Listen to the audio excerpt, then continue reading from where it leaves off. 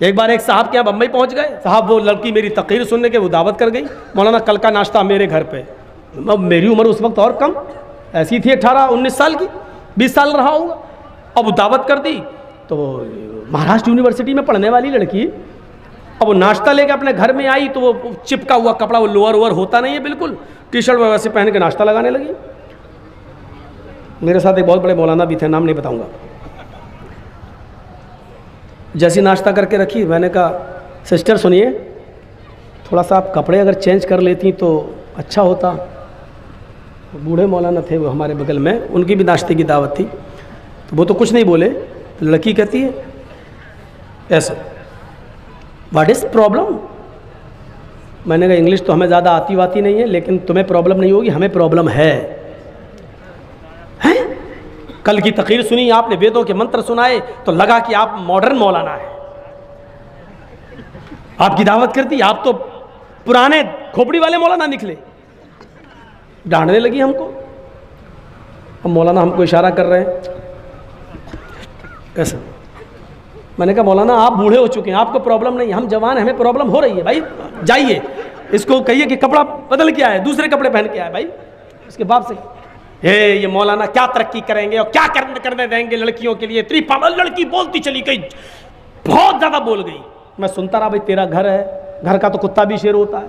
सुनते सुनते मैं पक गया, मुझे तरक्की करना है, मैं नकाब ओढ़ के जाऊंगी पढ़ने के लिए। मैं नकाब में क्या तरक्की कर सकती है, मुझे तो बहुत तरक्की करना है, बहुत तरक्की करना है। अरे जब मेरा दिमाग पक गया तरक्की तरक्की तरक्की सुन सुन के, तो मैंने कहा मैडम आप बहुत तरक्की करेंगी, मुझे लगता बहुत ऊपर जाएंगी आप, बिल्कुल जाना है मुझे। कहती पहले जमाने के अंदर हज के लिए लोग 4-4 महीने में पहुंचते थे, घोड़े का सफर करके, ऊंट का सफर करके। आज 4 घंटे में पहुंच जाते, जमाना ये आ गया। मैंने कहा आप भी बहुत तेज रफ्तार से चलेंगी मैडम, ये मेरा वादा है, बिल्कुल मुझे चलना है। मैंने कहा पहले जमाने की औरत 9 महीने में बच्चा पैदा करती थी, तुम 9 दिन में पैदा करके दिखाओगी, मुझे उम्मीद है बहुत तरक्की करोगी। हट, बड़ा बेहुदा मौलवी है, गुंडा मौलवी है। हमने ये कह दिया तो गुंडे हो गए, हमने ये कह दिया तो गुंडे हो गए। कलिया चक का इलाका था, एक मीडिया वाली चली आई मेरे पास, मुंह में माइक घुसड़ के पूछ रही है सानिया मिर्जा के बारे में आपका क्या ख्याल है। मैंने कहा किसी का नाम लेके हमसे मत पूछिए, आप नाम क्यों ले रही हो? कहा नहीं नहीं नहीं आप ये बता। मैंने कहा इस्लाम में पर्दा है। कहा कि वो स्कर्ट पहन के खेलती है, घुटने से ऊपर कपड़ा, तो आपको क्या प्रॉब्लम है? मैंने कहा मैंने तो कोई प्रॉब्लम नहीं बताई है। भारत में बहुत से लोग नंगे घूमते हैं, जैनी बाबा वगैरह, हमने तो आपत्ति नहीं जताई है। सबको अपने धर्म पर अमल करने का अधिकार है। मैं तो मुसलमानों के लिए ये फतवा देता हूं कि कोई भी मुसलमान औरत बेपर्दा नहीं घूम सकती है। इस्लाम में पर्दा है, बस जिसका दिल चाहे करे, जिसका दिल चाहता नहीं करता ना करे, हमें उससे क्या मतलब। सानिया मिर्जा अगर स्कर्ट पहन के खेलती है तो आपको क्या आपत्ति है? किसी की भी मां बहन बेटी अगर, उसने तो बहुत बुरा जुमला इस्तेमाल किया चड्डी का, अगर वो चड्डी पहन के पैंटी पहन के घूम रही है तो आपको क्या एतराज है? मैंने कहा मैडम आप नंगी होके घूमिए, मुझे फिर भी एतराज नहीं है। आप क्यों? हट बदतमीज है। हमने क्यों हुआ? सोच बदली है अपनी। हमसे बार बार कह रही सोच बदलो, अपनी सोच बदलो। नंगी घूमिए, हमें क्या फर्क पड़ रहा है, जाइए नंगी घूमिए। भाई हमने अपनी सोच बदल ली। चमड़ा है, चेहरा दिखा सकते हो, इसलिए शर्मगाह भी दिखा सकते हो। हाथ दिखाने का अधिकार है, शर्मगाह भी दिखाइए। कौन मना कर रहा है आपको? है बड़ा बेहुदा नहीं, बड़ा गुंडा मौलवी है। अजीब सिस्टम है कि अल्लाह के रसूल सल्लल्लाहु अलैहि वसल्लम जब मेराज पर गए और मेराज से वापस आए तो बार बार मूसा अलैहिस्सलाम पूछ रहे थे क्या मिला? कहा 50 वक्त की नमाज। कहा इतनी नहीं पढ़ पाएगी आपकी उम्मत, इन्ना उम्मतक ला तुतीक, आपकी उम्मत इतनी नहीं पढ़ पाएगी। फिर गए, अल्लाह ने फिर कम कर दिया, 10 कम कर दी, कितनी रह गई? 40। मूसा अलैहिस्सलाम ने फिर कहा नहीं पढ़ पाएगी। फिर गए, अल्लाह मेरी उम्मत इतनी भी नहीं पढ़ पाएगी, 10 और कम हो गई, कितनी रह गई? 30। मूसा ने कहा 30 भी नहीं पढ़ पाएंगी। फिर गए 20, फिर गए 10। मूसा ने कहा कि नहीं अभी और जाओ। कहा मूसा कितनी बार जाऊं? कहा जाओ, अल्लाह बड़ा मेहरबान है। गए, अल्लाह, मूसा कह रहा कि इतनी भी नहीं पढ़ पाए। अच्छा, मूसा भेज रहा है बार बार। हाँ, क्या चाहते हो? अल्लाह मेरी उम्मत और थोड़ी सी कम कर दे। क़यामत के दिन मेरी उम्मत नमाज न पढ़ने की वजह से जहन्नम में जाए, सबसे ज़्यादा तकलीफ मुझे होगी। मेरी उम्मत तखफीफ कर दी, बार बार लफ्ज देखिए, इन्ना उम्मतक ला तुतीक, आपकी उम्मत में ताकत नहीं है इतनी नमाज पढ़ने की। उम्मत का नाम सुनते थे फिर चले जाते थे, अल्लाह और कम और कम। कितनी रह गई? 5। मूसा अलैहिस्सलाम ने फिर मिल गए, कहा क्या हुआ? कहा 5 वक्त, 5 कम हो गए। अब नहीं। मूसा अलैहिस्सलाम ने कहा एक बार और जाओ। कहा कि अब क्या पूरी खत्म करा लूं? कहा एक बार और जाओ। आए मोहम्मद, आपकी उम्मत 5 वक्त की भी नहीं पढ़ पाएगी। मूसा अलैहिस्सलाम ने अब कहा, आए मोहम्मद, मेरी उम्मत 2 वक्त की नहीं पढ़ पाई तो आपकी उम्मत 5 वक्त की कैसे पढ़ेगी? इस हदीस से पता चल रहा है कि मूसा अलैहिस्सलाम पर 2 वक्त की नमाज फर्ज थी, और यहूदी आज भी 2 टाइम की नमाज पढ़ रहे हैं। इधर अल्लाह के रसूल ने भी कसम खा ली, वल्लाह, अल्लाह की कसम अब मैं नहीं जाऊंगा, मुझे बार बार शर्म आती है अपने रब। कितनी कम कराऊं? 50 से 40, 40 से 30, 30 से 20, 20 से 10, 10 से 5। अल्लाह की कसम अब नहीं जाऊंगा, मेरी उम्मत पढ़ लेगी 5 वक्त की नमाज। उधर आवाज आती है गैब से, मोहम्मद तो मेरी रहमत से ना उम्मीद हो गए। अगर मूसा के कहने पर बार बार आ रहे थे, एक बार और आ जाते तो मैं और भी कम कर देता और तखफीफ कर देता, लेकिन अब तुम शर्मा गए, मेरी रहमत से ना उम्मीद हो गए। जाओ, अब मैंने 5 वक्त की नमाज फर्ज कर दी। कितने नौजवान हैं यहाँ सोच रहे होंगे, अल्लाह कितनी बड़ी गलती कर गए अल्लाह के नबी, एक बार और चले गए होते तो बड़ा मजा आ गया होता। सोच रहे होंगे कितना अच्छा होता, एक बार और चले गए होते और 3 टाइम की खत्म हो जाती। सुबह उठ लो तो पढ़ लो, शाम को सो तो पढ़ लो, बस सुबह शाम। नहीं, मूसा अलैहिस्सलाम ने कहा 2 वक्त की नहीं पढ़ पाई। जिसको पढ़ना होता है ना, वो 5 वक्त की नमाजों के साथ साथ तहज्जुद की भी पाबंदी कर लेता है, और जिसको नहीं पढ़ना होता है वो माफ कीजिएगा 5 वक्त तो छोड़ो, वो जुमे तक की नहीं पढ़ता और ईद बकरीद की भी नहीं पढ़ता है। ये अपने दिल से होता है, दिल से। 5 वक्त की नमाज कोई बहुत बड़ा तूफान नहीं खड़ा हुआ हमारे ऊपर। आप कह रहे बहुत बोझल है। जो लोग 5 वक्त की नमाज के साथ साथ तहज्जुद भी पढ़ लेते हैं, वो कैसे पढ़ लेते हैं, कैसे अदा कर लेते हैं? फ़अब्दुनी वाक़िमिस सलात लिज़िक्री। पता चला मूसा अलैहिस्सलातु वस्सलाम के ऊपर भी नमाज फर्ज थी, यहूदियों के ऊपर, और आज भी यहूदी नमाज पढ़ते हैं। ये नमाज ईसाइयों में भी थी। ईसा अलैहिस्सलाम ने फरमाया, व औसानी बिस्सलाती वज़्ज़काह, मेरे रब ने मुझे हुक्म दिया है नमाज पढ़ने का और ज़कात अदा करने का। ये नमाज ईसाइयों पर भी फर्ज थी। ईसा अलैहिस्सलाम ने कहा, व औसानी बिस्सलाती वज़्ज़काह, मुझे वसीयत की गई, मुझे हुक्म दिया गया मेरे रब की तरफ से, मुझे ऑर्डर मिला है मैं नमाज पढ़ूं और ज़कात अदा करूं। ये नमाज ईसाइयों में भी पढ़ी जाती है और आज भी पढ़ी जा रही है। ये नमाज इब्राहीम अलैहिस्सलातु वस्सलाम पर भी फर्ज थी। इब्राहीम पर बहुत लोग ईमान नहीं लाए, 85 साल तक दावत और तबलीग में व्यस्त रहे, मसरूफ रहे, लेकिन इब्राहीम के ऊपर कोई ईमान नहीं लाया सिवाय उनके भतीजे लूत अलैहिस्सलाम के। वो खुद एक नबी थे। उनकी दोनों बीवियां हाजरा और सारा, और उनके बेटे इस्माइल, बाद में इसहाक। इन चंद लोगों के अलावा पूरी मेहनत और कोशिश की, लेकिन उनके ऊपर ईमान लाने वाले लोग पैदा नहीं हुए, लेकिन उन पर भी नमाज फर्ज थी। हजरत इब्राहीम ये कहा करते थे, इन्ना सलाती व नुसुकी व महयाया व ममाती लिल्लाहि रब्बिल आलमीन। अल्लाह मेरी नमाज, इन्ना सलाती, अल्लाह मेरी नमाज, व नुसुकी, और मेरी कुर्बानी, व महयाया, और मेरी जिंदगी, व ममाती, और मेरी मौत, लिल्लाहि रब्बिल आलमीन, अल्लाह रब्बुल आलमीन के लिए है। नमाज इब्राहीम अलैहिस्सलाम पर भी फर्ज थी। तो देख रहे हैं हर मजहब के अंदर फर्ज है। हिंदू धर्म कैसे रह सकता है? हिंदू भाई कैसे रह सकते हैं कि उनमें नमाज ना हो? उनमें भी तो कोई ना कोई नबी आया था। योगी युज्जीत सततमात्मानं रहस्य स्थिता एकाकी तातिमा निराशीर परिग्रह। श्रीमद् भागवत गीता अध्याय नंबर 6 और मंत्र नंबर 10। जब पूजा करो तो पूरे शरीर का योग कर लो।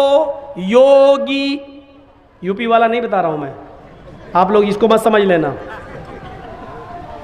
योगी युज्जीत, ये गीता वाला योगी बता रहा हूं। जिसको गीता पढ़ना ना आती हो उसको हम योगी मानते ही नहीं। योगी युज्जीत सततमात्मानं रहस्य स्थिता। जब पूजा करो तो पूरे शरीर का योग कर लो। इबादत करो, भक्ति करो, पूजा तो पूरे शरीर का योग होना चाहिए। पूरे शरीर का योग सिर्फ नमाज में होता है। हिंदू भाई तो खड़े हो गए, कहां हो रहा पूरे शरीर का योग? पूरे शरीर का योग देखिए सिर्फ नमाज में। अल्लाहु अकबर। ये देखिए, ये जो आप हाथ हिला रहे हैं ये पॉजिटिव रेजेस दौड़ रहे हैं इसमें, मेडिकल देखिए। और ये आपने हाथ बांधा, ये ऊपर जो आपका हाथ बंधा हुआ है इसमें भी पॉजिटिव रेजेस। वजन, एक्सरसाइज, योग। अभी रमज़ान का महीना आ रहा, देखिएगा क्या हाल होगा जब लोग तरावी पढ़ेंगे। तो आदत नहीं है रात में जागने की, और इमाम साहब, हाफिज साहब जब लंबी किरत करेंगे, पूरा कुरान उनको पढ़ना है भाई, सुनाना है, तो यहाँ वो यालमून और तालमून के अलावा कुछ समझ में नहीं आएगा। आप पढ़ेंगे, ऐसे पढ़ेंगे, और वो पढ़ रहे हैं सूरह फातिहा तक तो गाड़ी सही चलती है।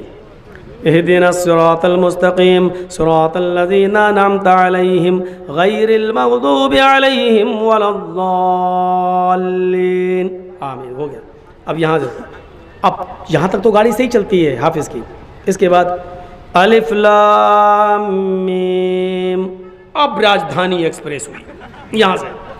ज़ालिकल किताबु ला रैब फ़ीहि हुदल लिल मुत्तक़ीन अल्लज़ीना युमिनूना बिल गैब व युक़ीमूना स-सलाता व मिम्मा रज़क़नाहुम यunफ़िक़ून। आखिरी वाला जुमला समझ में आता है क्योंकि उसको बेचारे को 2 पारे पढ़ना है, 26 तारीख को, 27 तारीख को, और कहीं 10 दिन में ख़त्म करना होगा तो और कभी कभी तो एक ही रात में कहीं ख़त्म करना पड़ता है। ऑफिस वाले लोग हैं बेचारे, उन्होंने किराए का एक टट्टू बुलाया, एक ही रात में पढ़ते। हम लोग 29 दिन 30 दिन नहीं पढ़ पाएंगे। अब वो जिसको एक ही रात में ख़त्म करना हो उसकी स्पीड क्या होगी?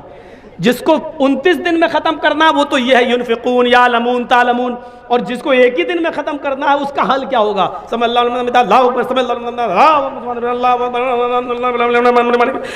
ये चल रही होती राजधानी एक्सप्रेस। और यहाँ पर कुछ लोग होंगे जो ऐसे नींद बांधे होंगे, अब सो रहे होंगे, फिर हाथ बांध लेंगे, क्योंकि यहाँ बोझ पड़ता है। एक्सरसाइज है ये हाथ की। बहुत से लोग यहाँ बांधेंगे, वो हाथ गिर ही नहीं सकता। नोट कर लो, हाथ नहीं गिरेगा। अल्लाहु अकबर, अल्हम्दुलिल्लाह रब्बिल आलमीन। गर्दन झुकेगी उनकी, हाथ नहीं छूट सकता क्योंकि पॉजिटिव रेजिस नहीं वो ये होगा, लेकिन हाथ नहीं छूटेगा। क्यों? क्योंकि यहाँ वजन नहीं, एक्सरसाइज नहीं है। हाथ हृदय नमः। हाय अर्जुन, जब ईश्वर की पूजा करने के लिए खड़े हो तो अपने दोनों हाथों को हृदय सीने पर रख लो। लगता है कृष्ण जी भी अहले हदीस थे, ऐसा महसूस हो रहा है। सीने पे रख लो। हिंदू भाई हमेशा याद रखिए, सीने ही पे हाथ रखते हैं। रखते हैं कि नहीं रखते? पूजा करते तो ऐसे रखते हैं, हम लोग ऐसे रखते हैं, लेकिन रखेंगे सीने पर। क्यों? उनके धर्म में भी लिखा है हृदय, सीने पर, क्योंकि भक्ति पूजा दिल से होती है। कोई भी पूजा पेट से नहीं होती। अब पेट के लिए लोग करने लगे हैं वो अलग बात है। अब पेट के लिए करने लगे, पेट के लिए तो झाड़ फूक भी करने लगे।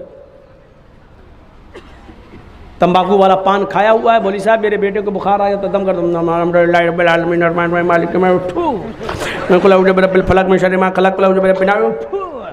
पान भी खाता जा रहा, सूरती वाला तंबाकू भी, और फू फू करता भी जा रहा।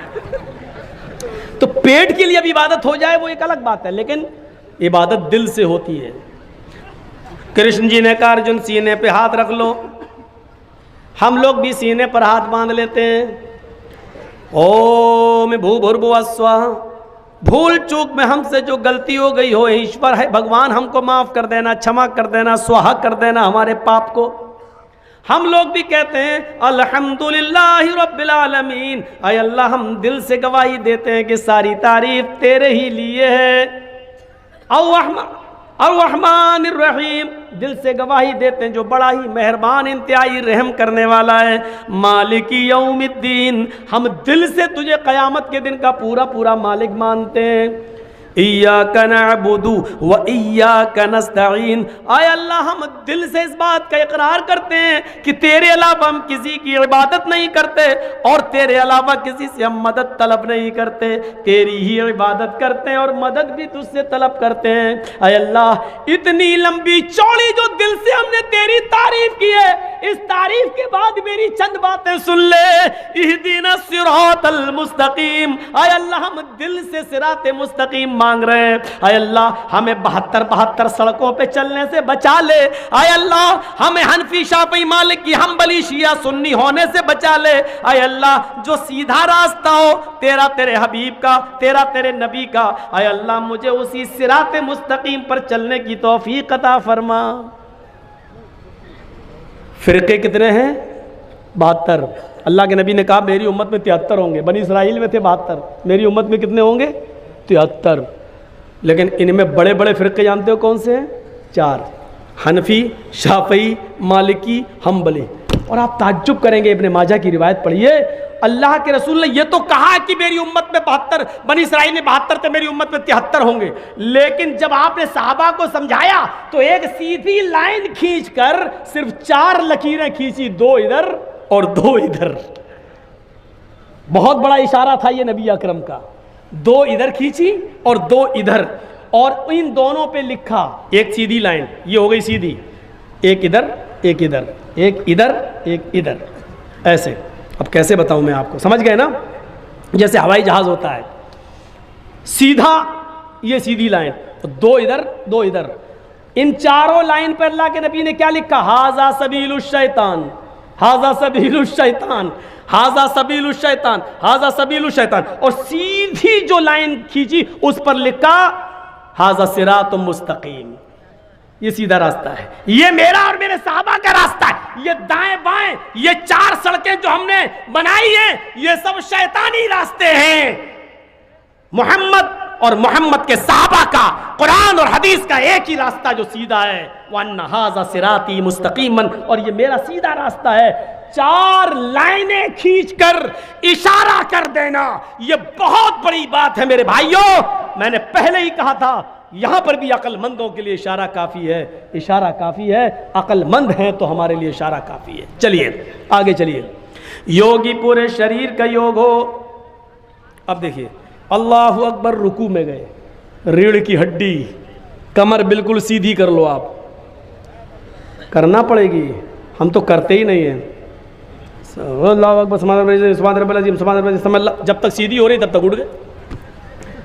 बाज़ हमारे उलमा ने लिखा है कि कमर इतनी सीधी हो जानी चाहिए कि अगर उसके ऊपर पानी से भरा हुआ बर्तन रखा जाए तो गिरने ना पाए, इतनी सीधी हो जाए बिल्कुल कि कोई चीज़ उस पर रखो तो गिरे नहीं। जब आप टाइट पकड़ेंगे और इस तरीके से जब रुकू करेंगे और सजदे की जगह पर आपकी नज़र होगी, नीचे नहीं। सजदा, अरे नीचे क्या झांक के देख रहा है?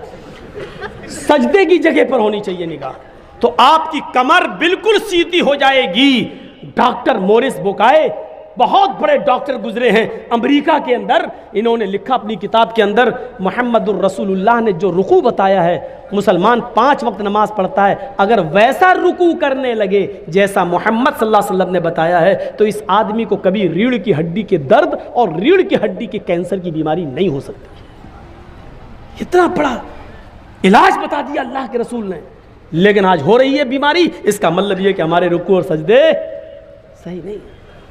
समी अल्लाहु लिमन हमिदा, अल्लाहु अकबर कहकर जब आप सजदे में जा रहे हैं तो आपके दोनों पैरों की उंगलियां मुड़ी हुई होनी चाहिए, आपके दोनों पैर मिले हुए होना चाहिए। जब उंगलियां आपकी मुड़ी हुई होंगी तो उंगलियों से जो नस, जो रगें खिंचेंगी वो आपके दिमाग तक जा रही हैं, पूरे जिस्म की एक्सरसाइज। और जब आप सजदे में जाते हैं, इसीलिए सजदे को लंबा करने का हुक्म है। मेरा बंदा मेरे सबसे ज़्यादा करीब तब होता है जब वो सजदे में होता है। लोग सजदा ज़्यादा लंबा करते हैं। अल्लाह के रसूल सल्लल्लाहु अलैहि वसल्लम सजदा इतना लंबा किया करते थे कि हज़रत आयशा कहती हैं जब रात की तारीकी में आप तहज्जुद में होते, सजदा करते, तो मुझे ऐसा लगता कि अल्लाह के रसूल सजदे में इंतकाल कर गए, उठेंगे ही नहीं। शायद अब आपको झंझोड़ना पड़ेगा, कहीं ऐसा तो नहीं कि अल्लाह के नबी का इंतकाल हो गया। इतना लंबा सजदा, और जब आदमी सजदे में जाता है तो डॉक्टर मोरिस बुकाई कहते हैं इंसान के जिस्म का पूरा खून उसकी रगों में, दिमाग की हर एक नस तक, हर एक रग तक पहुंच जाता है, जिससे उसको ब्रेन हेमरेज की बीमारी नहीं होती है और उसका दिमाग नॉर्मल रहता है, उसको ब्लड प्रेशर की बीमारी नहीं होती है, उसको टेंशन ज़्यादा नहीं होते, इसलिए कि खून दिमाग में जितना पहुंचना चाहिए वो सजदे ही की हालत में पहुंचता है। मेरे भाइयों, ये नमाज पूरी एक मेडिकल साइंस से भरी हुई है। हमने एक बाबा रामदेव का एक योग देख रहा था मैं, योग, उसमें बाबा रामदेव ने बाकायदा इस बात का इकरार किया। मैं टीवी यूट्यूब चैनल लोगों के सामने बोल रहा हूँ, रिकॉर्ड हो रहा है। बाबा रामदेव ने इस बात का इकरार किया था कि नमाज से बड़ा योग कोई है ही नहीं, नमाज सबसे बड़ा योग है। अगर कोई नमाज पढ़ने लगे तो उसको इस योग की ज़रूरत ही नहीं जो हम सिखा रहे हैं। नमाज पूरा अरे जिसकी शुरुआत योगी से हुई हो, उससे बड़ा योग क्या हो सकता है? योगी, पूरे शरीर का योग करने वाले बन जाओ, तब तुम्हारी पूजा हो। यहां तो हाल क्या है, हमारे हिंदू भाई अब इतना भी नहीं कर रहे। वैसे तो हिंदू धर्म में हाथ भी जोड़ लिए जाते हैं, अब तो इतना भी नहीं करते हैं। अब तो नई नवेली बीवी बैठी हुई है मोटरसाइकिल पर, भिग मंगनी गाड़ी पे बैठे हुए हैं, लड़की के बाप ने इंटरनेशनल भिखारी समझ के दामाद को दे दी, ले जा, मेरी बेटी तो खुश रहेगी, तू भिखारी है तो क्या हुआ, चल दे दी। अब वो बेचारा अपनी बीवी को बिठाल के चला रहा, सामने हनुमान जी की मूर्ति, नहीं उठेगा, उतरेगा नहीं गाड़ी से, क्यों? जल्दी में है, नई बीवी है। लेकिन भगवान नाराज ना हो जाएं इसलिए खोपड़ी तो हिला देगा। 10 किलो की खोपड़ी हिला दी, बढ़ गए आगे, हाथ जोड़ना नहीं, ये नहीं हो रहा। मैं जब पाकिस्तान गया था प्रोग्राम के लिए, तो पहली मर्तबा मैं ट्रेन से गया था, उसके बाद 3 बार और गया हूँ, तो वो मैं बाई प्लेन गया हूँ। तो लाहौर तक तो मैं बस से गया था, वो जो चल रही थी पहले बस जो चली थी दिल्ली से लाहौर तक, समझौता जो अटल बिहारी वाजपेयी जी के दौर से शुरू हुई थी, तो उसके बाद चलती रही, उसमें गया था मैं। तो लाहौर से कराची तक जब ट्रेन पे गया तो वहाँ की ट्रेनें तो ऐसी थीं कि फ्री का पाउडर लगता था चेहरे पे, इतनी धूल उड़ती थी। बहरहाल पहुँचे तो हर स्टेशन पर एक मज़ार बना हुआ है। लाहौर से कराची तक 24 घंटे बल्कि 28 घंटे लगे थे मुझे पहुंचने में। तेज़ रू एक्सप्रेस थी वो, उसका नाम तेज़ रू एक्सप्रेस। उस एक्सप्रेस पे मैं बैठ के गया था, तो जैसे यहाँ हमारे हिंदू भाई मंदिरों के सामने हूँ हिलाते हैं, ऐसे ही वहाँ खिड़की वाली सीट के लिए लोग लड़ते हैं मुसलमान लोग। और हर स्टेशन के ऊपर एक मज़ार बना हुआ है, और वो भी ऐसे ही जाते हैं, जो भी मज़ार गुजर रहा है, बाबा सर झुकाते हुए ऐसे कर रहे, बाबा मज़ार ऐसे, और गुजर रहे हैं। मैंने कहा ओफ, मैंने कहा सही जगह आया हूँ तकरीर करने के लिए। हिंदुस्तान में इतना तो है कम से कम कि ट्रेन में बैठकर कोई आदमी अगर स्टेशन से कोई मज़ार गुजर रहा हो तो कम से कम यहाँ का मुसलमान ऐसे नहीं करता। ऐसे वो करता तो जिंदा लड़की को देख के करता है, लेकिन मज़ार को देख के नहीं करता है। ऐसा पाकिस्तान के हालात यहाँ से भी ज़्यादा शिर्क और बिदात पर, उससे भी ज़्यादा। तो हम आपको जो बताना चाहते हैं वो ये बताना चाह रहे हैं कि योग नहीं है, पूरा योग सिर्फ नमाज के अंदर है। और इसके बाद कृष्ण जी क्या कहते हैं, अर्जुन युजीत सततमात्मानम, इसको बराबर पकड़े रहना, इसको कभी छोड़ना नहीं। योगी युजीत सततमात्मानम, सतत पकड़े रहना, कभी मत छोड़ना, रहस्य स्थित था। अगर एक दिन भी छोड़ दोगे तो धर्म पे कायम नहीं रहोगे, एक दिन भी छोड़ दोगे तो धर्म पे कायम नहीं रहोगे। अल्लाह के रसूल ने भी तो यही कहा, जानबूझकर अगर नमाज छोड़ दोगे, कसदन मन तरक सलात मुतअम्मिदन फकत कफर, जिसने कसदन नमाज छोड़ दी, जानबूझकर छोड़ दी, उसने कुफ्र किया। अल्लाह के रसूल ने भी तो यही कहा कि धर्म पर कायम नहीं रहोगे। एक अल्लाह के सामने खड़े हो जाओ, इससे ज्यादा तौहीद और नमाज कहां मिलेगी। अब किताबें बुरी नहीं हैं, गीता रामायण ये सब रोशनी दे रही है, कुरान भी रोशनी दे रहा है। भाई सूरज का काम क्या रोशनी देना? अब सूरज की रोशनी में चमगादड़ अंधा हो जाए, उसको दिखाई ना दे, तो इसमें सूरज का क्या कसूर है? कुरान रोशनी दे रहा है, मुसलमानों को दिखाई ना दे, तो इसमें कुरान का क्या कसूर है? गीता और रामायण वेद रोशनी दे रहे हैं, इसमें अगर हमारे हिंदू भाइयों को और पंडितों को दिखाई ना दे, तो इसमें इन किताबों का क्या कसूर है? एक अल्लाह के सामने खड़े हो जाओ, यच्चतातिमा लो, अपनी पूरी आत्मा वहीं लगा दो, ऐसे इधर उधर मत देखो, अपनी पूरी आत्मा वहीं लगा दो, दिल से निराशीर, सबसे निराश हो जाओ, ऊपर वाले से नहीं, परिग्रह वो सब कुछ देने वाला। लीजिए आगे कृष्ण जी कहते हैं पंचम समय कर्तव्य, हाय अर्जुन 5 वक्त ये पूजा करो, 5 वक्त।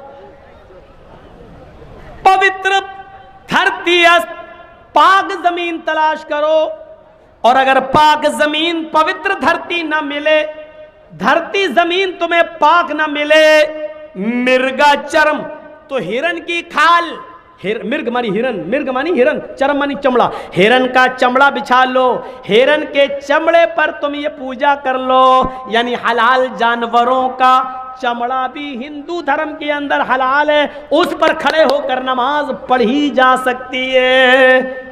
तो ये दूसरी चीज भी हमारे हिंदू भाइयों के अंदर मौजूद है। समानता देखिए आप, कलमा भी है, नमाज भी है। आइए एक चीज और दिखा दें, औरतों में जो पर्दा है हमारे यहाँ, वो हिंदू धर्म के अंदर भी पर्दा है। समानताएं देखिए, आज पर्दा हिंदू धर्म के अंदर भी है औरतों का। खामखा बहस चल रही है, जीन्स फटी है, लड़कियां फटी जीन्स क्यों पहन रही हैं? नहीं पहनना चाहिए। एक बीजेपी का नेता बोल दिया, तब से आग लगी हुई है।